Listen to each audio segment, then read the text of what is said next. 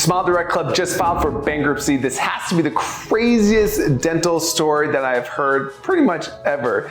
I want to walk you through the meteoric rise of SmileDirectClub and how it all came crashing down. SmileDirectClub was formed in 2014, and it essentially was marketed as a company that would go direct to consumers and cut out the orthodontists and the dentists.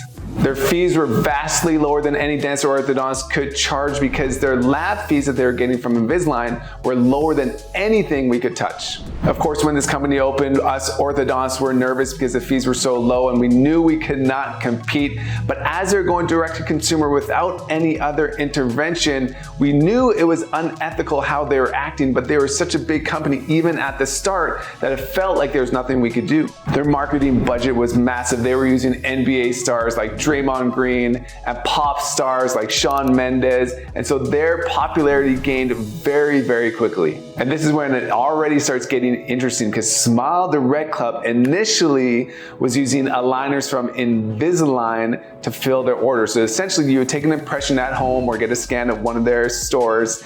That would be sent off to Invisalign, and Invisalign would fabricate the trays and give them directly to you. Now Invisalign saw this model and they started to like it, and so they started to open up some brick and mortar stores themselves. But of course, when SmileDirect got wind of this, they did not like that because they knew that that was part of their business, and they had a previous agreement stating Invisalign was not allowed to do this. So they ended up getting an arbitration agreement against Invisalign. So Invisalign had to close all those stores. And not only that, they had to give up ownership they had in SmileDirectClub. Then the line had an agreement against SmileDirectClub, and the SmileDirectClub was forced to pay $45 million for the line for their ownership value in SmileDirectClub. SDC just kept growing from there though. In 2018, they raised $380 million on a $3.2 billion evaluation, which is more than any dental company can ever dream of. And in 2019, they partnered with CVS, and they were going to be in hundreds of stores, potentially having access to hundreds of thousands of patients. That same year, they filed for their IPO, and although it did not go quite as planned, their CFO was confident that the company would continue to grow. Yet in 2023, they filed for bankruptcy, and a few short months after that, they ended up closing all their doors and shutting off operations completely. But that's just the beginning of the story. Let me talk to you about all the crazy things that happened from the time they started to these past few months. SmileDirectClub has a pretty crazy past. So in 2019, there's a class action lawsuit filed against them because they believe, these patients believed, that the information and the advertising that SmileDirectClub was doing to the consumers was pretty darn inaccurate. And then in January of 2020, New York Times put an article out stating that the non-disclosure agreements that patients are forced to sign prevented them from disclaiming how poor their service was that they got at SmileDirectClub. And then in 2021, they had a cyber attack against the company, which ended up costing them around $15 million in revenue. And that same year, there's an ex-employee that came to one of their Nashville locations and ended up shooting a couple security guards and a manager.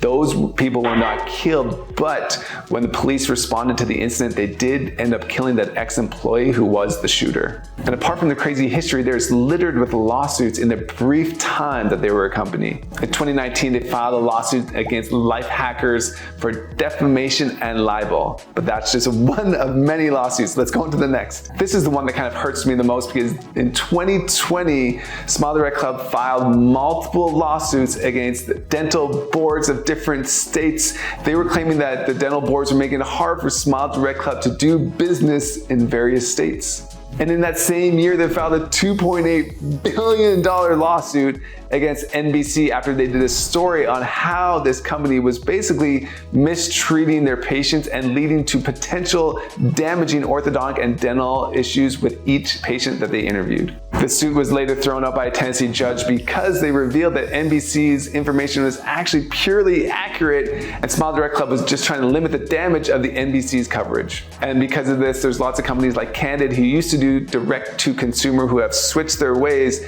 and now are using providers instead of direct to consumer. Now, if you still have trays, basically SmileDirectClub is telling you to find a provider, find an orthodontist that can finish treatment for you, probably with Invisalign or other clear aligners.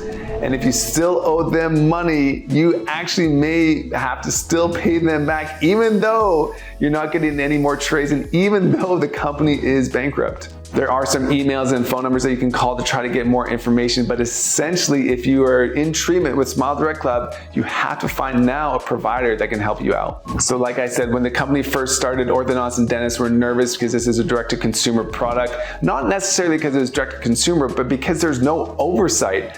I personally had multiple SmileDirectClub patients who had come in and their treatment was not good at all. And I was nervous to speak out because I knew SmileDirectClub had so many lawsuits against dentists and orthodontists, and that was the fear that they would come after me as well. With all those patients, we were able to help them out, either do clear aligner therapy or braces in order to get their treatment done as fast as possible. To me, the problem with SmileDirectClub was not the direct to consumer, it was the lack of oversight by a professional. So they did not take x-rays, they did not have an orthodontist that you could directly speak to. The customer service apparently was not that great. So those are some of the main concerns that I had against SmileDirectClub. So if you or anybody you know has this product, you're able to call that phone number or try to get a hold of them via email. If you do not, you essentially just have to find your local nearest provider that can help you finish your treatment. So once again, Dr. Nate here at Thrive Dental Orthodontics. I hope this video provided some useful information for you. As you know, I'm putting out orthodontic and dental videos every single week, so please subscribe